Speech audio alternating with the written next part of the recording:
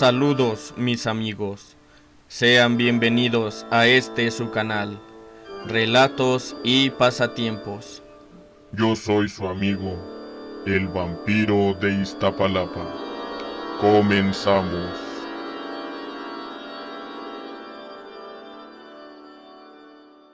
El Cristo Negro. Este suceso aconteció en la iglesia de Portacoeli, y el protagonista de la historia tenía el nombre de don Fernando Nájera, hombre de la nobleza de la Nueva España, no nada más por su alta alcurnia, sino que era de familia adinerada, y él en lo personal poseía enormes propiedades, además de recibir pensiones por rentas públicas. Por lo que se ve, tenía riqueza en abundancia, por lo que llevaba una vida muy desahogada. Pero curiosamente, si en lo material fue rico, lo era más en lo espiritual, de cuya alma manaba bondad hacia sus semejantes. A todo aquel que le solicitaba su ayuda, se la daba, ya fuera en dinero o en lo espiritual, proporcionando un buen consejo. Al fin y al cabo, ofrecía sus servicios con la mejor voluntad del mundo. Quitaba el hambre a los pobres y les daba en abundancia, para que ya no padecieran. Daba consejo espiritual a quien se lo pidiera, y así sus palabras sanaban cualquier tristeza y cualquier melancolía. Y no cabe duda de que Dios, pendiente de lo que hacen sus criaturas, le iba haciendo mercedes para que sus caudales aumentaran y su espíritu se volviera más exquisito. Este buen caballero era muy madrugador. De hecho, se levantaba de la cama antes que sus sirvientes, y apenas asomaban los primeros rayos del alba, se envolvía en su negra capa, poniéndose su sombrero, sortijas de oro, y presto se encaminaba a la iglesia de Porta Coeli. Ahí se hincaba en el presbiterio, en donde había colocado una silla especialmente con sus cojines, en gratitud a todos los bienes que habían hecho, tanto sus antepasados como él a dicho convento. Escuchaba la misa con gran devoción, y terminada esta, acostumbraba regresar lentamente a su casa, pero antes de salir del templo, se detenía frente a un Cristo de gran talla, cuya blancura lo hacía resaltar del altar de oro en donde se encontraba colocado. El Cristo, hermosísimo, pendía de la cruz.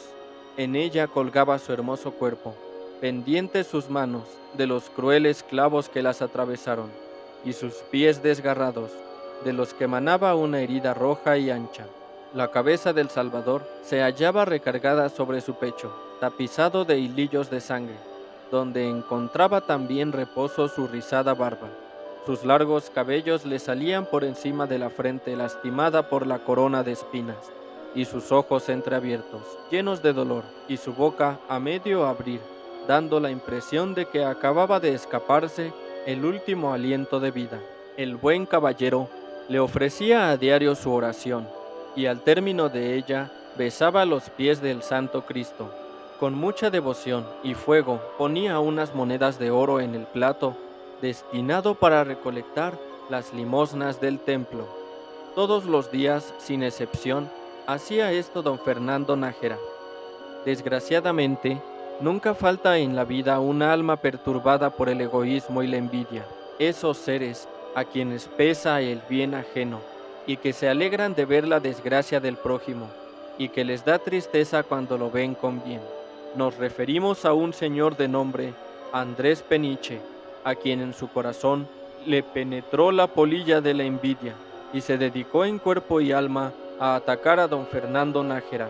Por todas partes hablaba mal de él, con el propósito perverso de desvirtuar ante los ojos de los demás sus buenas acciones. Este pervertido hombre era de aquellos que con mucha rigurosidad ven los males de los demás, pero no los propios, y así fue convirtiendo a don Fernando en blanco de los tiros de su asquerosa lengua. Tanto lo atormentó la envidia que los celos de don Fernando lo atosigaban a toda hora, y para su mala fortuna, esta mala pasión llegó a cegarle el entendimiento, y trató obsesionado de hacerle al noble caballero todo el mal posible, hablando de él ante los demás, o ya fuera obstaculizándole sus negocios.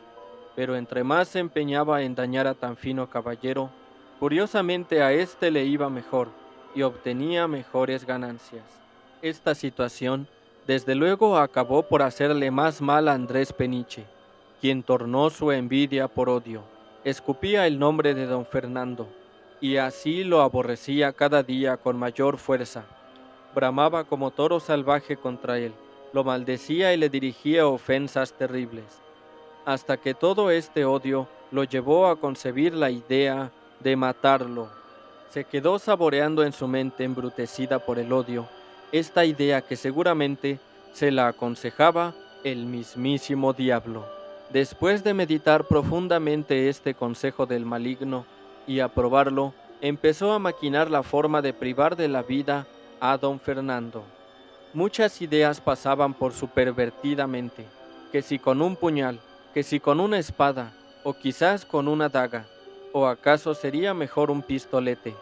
Así fue dando vueltas al asunto, hasta que se le ocurrió la idea del veneno.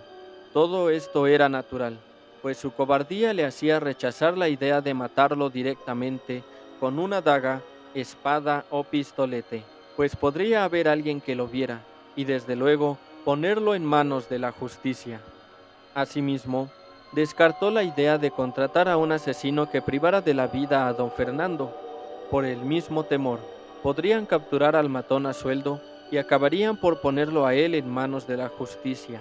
Así que decidió por utilizar el veneno, pues éste le ofrecía la ventaja además de que lo podía operar desde lejos y con mucho menor riesgo de que se dieran cuenta de que él era el asesino. Ni corto ni perezoso, se puso a la búsqueda de un brujo que le elaborara el elixir que no daba la muerte en el acto, sino que poco a poco iba ejerciendo su nocivo efecto sobre el cuerpo de la víctima, y a los pocos días lograba apagar la existencia de quien tenía la desgracia de ingerirlo. Este licor mortal era caro, pues junto a él se pagaba también el silencio de quien lo elaboraba, y además lo extraía de diversas resinas de plantas y árboles que sólo él conocía. Ya obtenido el mortal veneno que daría fin a la existencia de don Fernando, ideó a Andrés Peniche fabricarle un pastel de hojaldre que tanto gustaba a don Fernando, y mismo que bañó con el licor venenoso y procedió a enviárselo a la pobre víctima, para lo cual lo colocó en una finísima charola china, aduciendo que era un regalo que le enviaba su buen amigo el alcalde de la corte, a quien mucho estimaba, y que era para que se desayunara al día siguiente, acompañado de una buena taza de chocolate. Así lo hizo el pobre de don Fernando, quien era gran degustador del chocolate, acompañándolo del riquísimo pastel de hojaldre, quedándole en la boca un dulce sabor, pero más tarde produciéndole un raro mareo que nunca había sentido. El victimario, con gran curiosidad por ver qué le había pasado a don Fernando, se puso a seguirlo, pues bien sabía que éste, fiel a su costumbre, no dejaba de ir a la iglesia de Portacoeli para asistir la misa como siempre, vestido con su capa negra y su fino sombrero de pluma de ganso, saludando a todos aquellos que se iba encontrando en su camino.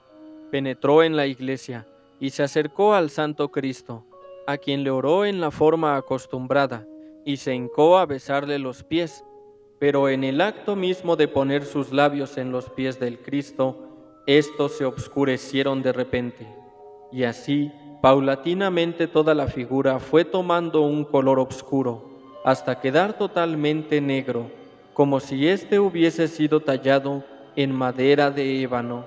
Los fieles que se encontraban en el interior del templo miraron con asombro lo que estaba pasando, pues del color marfil que tenía el Santo Cristo, éste se había puesto negro ante sus propios ojos.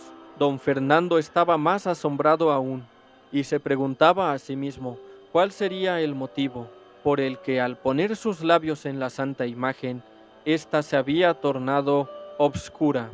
Pero si para todos había sido sorpresa, lo fue aún más para Andrés Peniche, quien de inmediato dejó de odiar a don Fernando, se hincó ante los pies del noble caballero y acabó por confesarle que lo odiaba tanto que había ideado la forma de matarlo, y que la mejor forma era envenenándolo con el pastel del hojaldre, y le dijo además que el Cristo que él había besado absorbió el veneno que él cobardemente le había suministrado, y que acababa de pasar un milagro, pues la santa imagen lo había librado de una muerte segura. Don Fernando, que se pasaba de bueno y toleraba todas las ofensas, lo perdonó en el acto mismo, dirigiéndole a Andrés Peniche palabras suaves, y lo abrazó con mucho cariño, como si fuera un pariente cercano. La gente que ahí se encontraba, después de pasar el asombro, intentó aprender al asesino para ponerlo en manos de la justicia, pero lo impidió don Fernando, y le suplicó a los ahí presentes que lo dejaran ir en paz, que él ya lo había perdonado. Don Fernando les pidió a todos que se arrodillaran frente al Santo Cristo y le dieran las gracias por haberlo salvado. Andrés Peniche salió de la iglesia de Portacueli, triste, cabizbajo, y ese mismo día abandonó la Ciudad de México, ignorándose hacia dónde haya partido, y afortunadamente nunca más se le volvió a ver. La noticia de este acontecimiento se extendió por toda la Nueva España, y eran innumerables las personas que le llevaban veladoras a la santa imagen, hasta que desgraciadamente una tarde cayó una veladora y la iglesia se incendió, y lamentablemente el Cristo quedó convertido en cenizas. Pero fue tanta la fama que corrió de este acontecimiento, que al poco tiempo se mandó hacer una réplica en madera de ébano, para reemplazar a la que se había quemado, y es la misma que actualmente conocemos, y que se encuentra ubicada en el interior de la Catedral Metropolitana, en la capilla del Cristo Negro. Muchas gracias por haber visto este video. No te olvides de dejar tu like, tus sugerencias y opiniones en los comentarios. Y si gustas que narre alguna de tus historias o anécdotas, te invito a que te suscribas y actives la campanita para que te enteres de los nuevos videos. Esto es Relatos y Pasatiempos.